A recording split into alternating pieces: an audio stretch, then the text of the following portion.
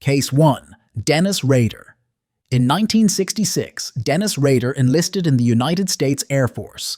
He served 4 years, earned a Good Conduct Medal, and was honorably discharged as a staff sergeant.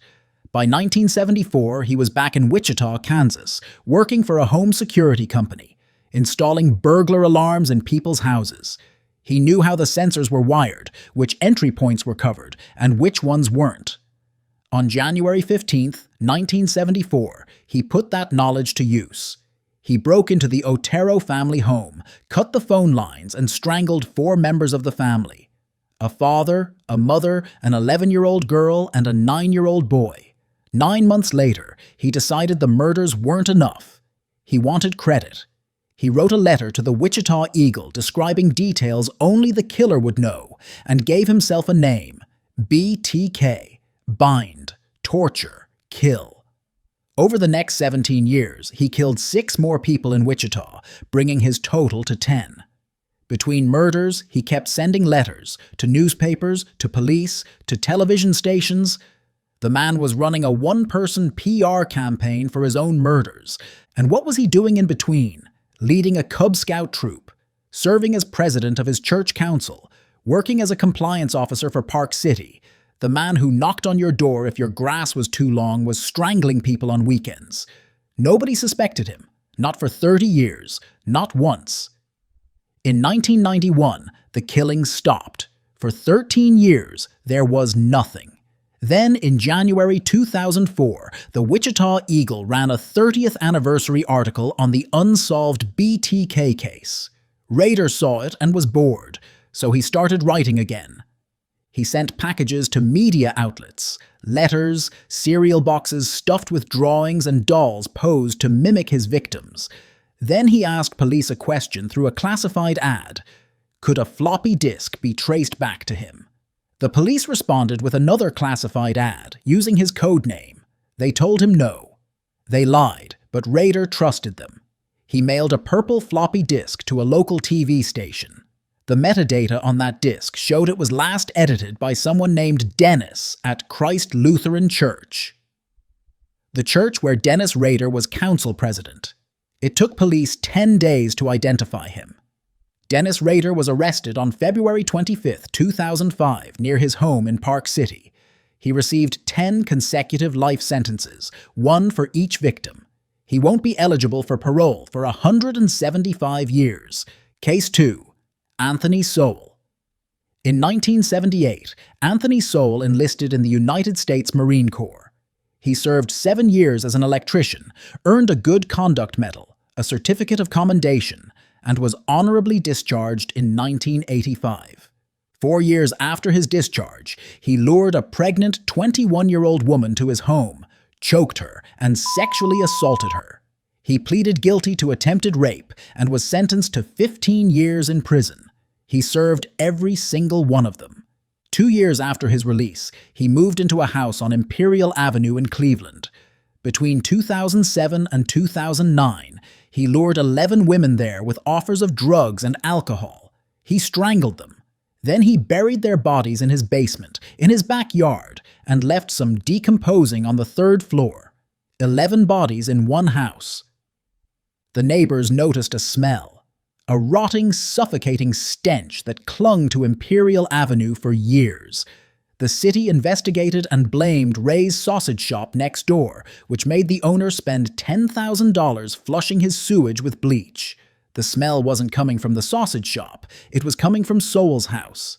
In December 2008, a woman named Gladys Wade escaped from Sowell's house bleeding. She flagged down police and gave a statement. Detectives brought Sowell in for questioning, then let him go. No charges. 10 months later, he was still killing. It wasn't until September 2009 that another woman, Latundra Billups, escaped after Sowell attacked, choked, and sexually assaulted her. She filed a report.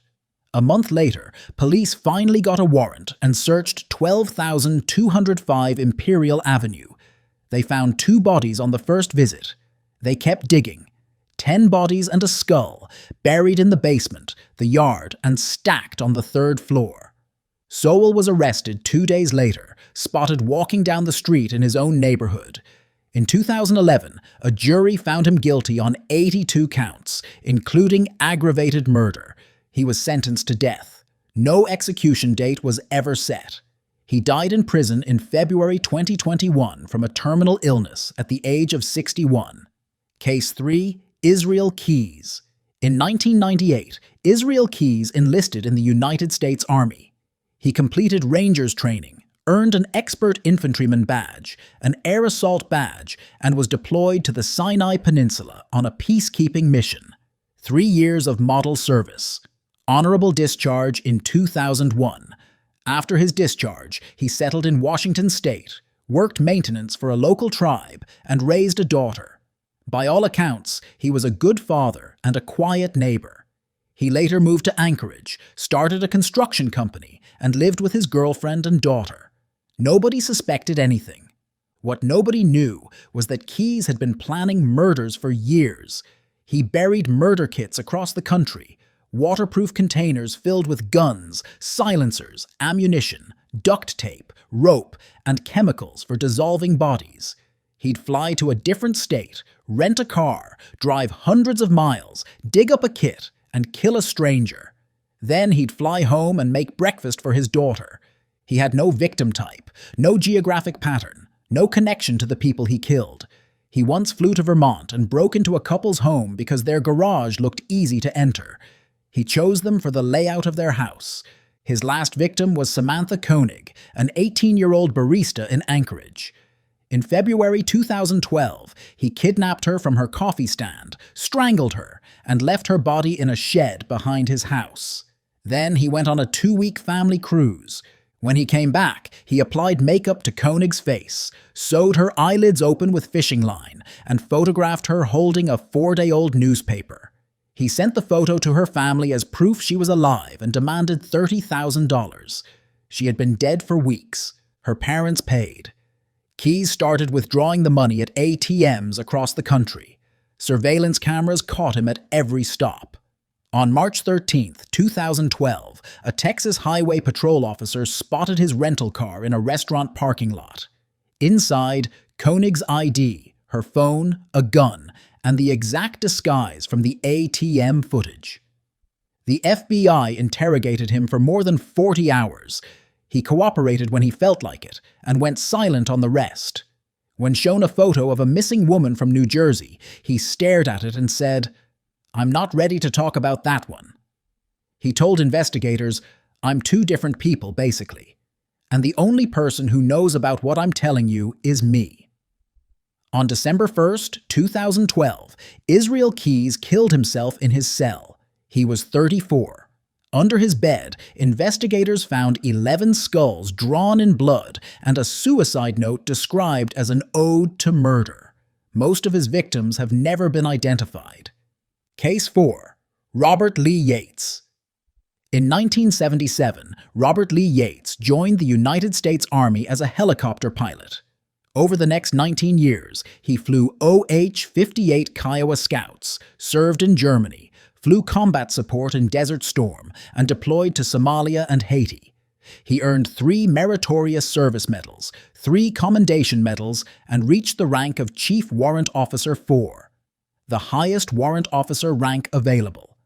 Back in Spokane, Washington, he was a family man, married, 5 children, regular churchgoer, played catch with his son in the yard, waved at the neighbors. The kind of life you'd put on a recruitment poster. However, between 1996 and 1998, Yates murdered at least 13 women in and around Spokane.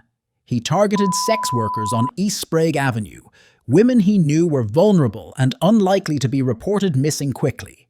He'd pick them up, shoot them, and dump their bodies in rural areas outside the city. One of them he didn't dump at all. He buried Melody Murfin just outside the bedroom window of his family home. His wife and 5 children were sleeping on the other side of the wall. What police didn't know was that Yates had killed before. In 1975, 21 years before the Spokane murders, he shot a young couple near Walla Walla and left their bodies in the brush. He was working as a corrections officer at the state penitentiary at the time. a prison guard who murdered 2 people and then spent the next 2 decades building a decorated military career. He was caught because of a button. One of his victims, Jennifer Joseph, had last been seen getting into a white Corvette. Investigators traced the car and searched it. Under the passenger seat, a white mother-of-pearl button from Joseph's blouse. The blood on the seat matched her DNA. Yates was arrested on April 18, 2000. He confessed to 13 murders to avoid the death penalty and was sentenced to 408 years. A separate conviction in Pierce County put him on death row anyway. In 2018, Washington abolished the death penalty. His sentence was reduced to life without parole. Case 5. Gary Ridgway. In 1969, Gary Ridgway enlisted in the United States Navy. He served 2 years as an aviation electrician's mate, was deployed to Vietnam, and returned home to Washington State. He got a job as a spray painter at the Kenworth Truck Factory in Renton. He would work there for over 30 years. He was married 3 times. His 3rd wife, Judith Mawson, described him as a loving husband. His son called him a quiet man who was an active part of his life. Co-workers said he was friendly but unremarkable. Nobody thought twice about Gary Ridgway. But Ridgway had an obsession with sex workers. He picked them up constantly. On East Aurora Avenue, on Pacific Highway South, along the SeaTac Strip. He later told police he hated them. He said he believed they were ruining the neighborhoods, spreading disease, and couldn't be controlled. "You guys can't control them," he told detectives, "but I can." So he started killing them. Between 1982 and 1998, Ridgway strangled at least 49 women. Sex workers and runaways he chose specifically because he believed they wouldn't be missed. He dumped their bodies in wooded areas and ravines around South King County and would drive past the sites afterward to relive it. The first 5 victims were found in or along the Green River, south of Seattle. The media called him the Green River Killer. Over the next 2 decades, bodies kept turning up, in forests, along highways, near the airport. The investigation became one of the longest in American history. In 1984, police brought Ridgway in for a polygraph test. He passed it. The task force moved on. Ridgway didn't. After the polygraph, at least 6 more women died. What caught him was paint. Microscopic droplets of DuPont Imron, a spray paint only used at the Kenworth factory, were found on victims' clothing. That evidence had been sitting in storage for nearly 20 years. In 2001, investigators went back to DNA samples Ridgway had given in 1987. The DNA matched 3 victims. He was arrested on November 30, 2001, walking out of the same factory where he'd been painting trucks for 30 years. Ridgway pleaded guilty to 48 murders in exchange for avoiding the death penalty. He received 48 consecutive life sentences without the possibility of parole. In 2011, he confessed to a 49th victim and received 1 more life sentence. He claimed the real number was over 70. Many of his victims have never been identified. Case 6. Gilles de Rais. In 1429, a 24-year-old French nobleman named Gilles de Rais rode alongside Joan of Arc into the siege of Orléans. He fought at Jargeau. He fought at Patay. He helped turn the 100 Years' War. The king made him Marshal of France, the highest military rank in the country. He was 25. Most people at 25 were dying of plague. This man was running France's army. He was also one of the wealthiest men in Europe. He owned estates across Anjou, Maine, and Poitou, maintained a personal court more lavish than the king's, and had a fortune worth over 800,000 livres. He had everything: military glory, royal favor, and more money than he could ever spend. Then Joan of Arc was captured and burned at the stake in 1431. Gilles watched his closest companion die. He withdrew from the military, retreated to his castles, and started spending. Theatre productions with 500 extras and 600 costumes, worn once, then thrown away. Alchemists who promised to turn metal into gold. He burned through 800,000 livres in 2 years, By 1433, one of the richest men in Europe was nearly bankrupt. That's when the children started disappearing. Beginning around 1432, Gilles de Rais began luring boys, mostly between 6 and 18 years old, to his castles with promises of work as pages and servants. Peasant families too poor to feed their own children sent them willingly. None of them came back. Over the next 8 years, he tortured, sexually assaulted, and murdered an estimated 100 to 200 children. He had servants scouring the countryside to find more. He burned the bodies afterward and scattered the ashes across his estates. Not a single remain was ever recovered. He might have never been caught if he hadn't picked a fight with the church. In 1440, he stormed into a church and assaulted a clergyman. That violated the authority of both the Duke of Brittany and the Catholic Church. They launched an investigation. What they found had nothing to do with the church. 19 witnesses testified. His own servants described the killings in detail. When threatened with torture and excommunication, Gilles broke. He confessed to everything. He told the court he couldn't count how many children he'd killed.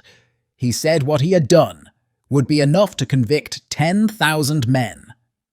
On October 26, 1440, Gilles de Rais was hanged and burned in a meadow outside Nantes. He was 36.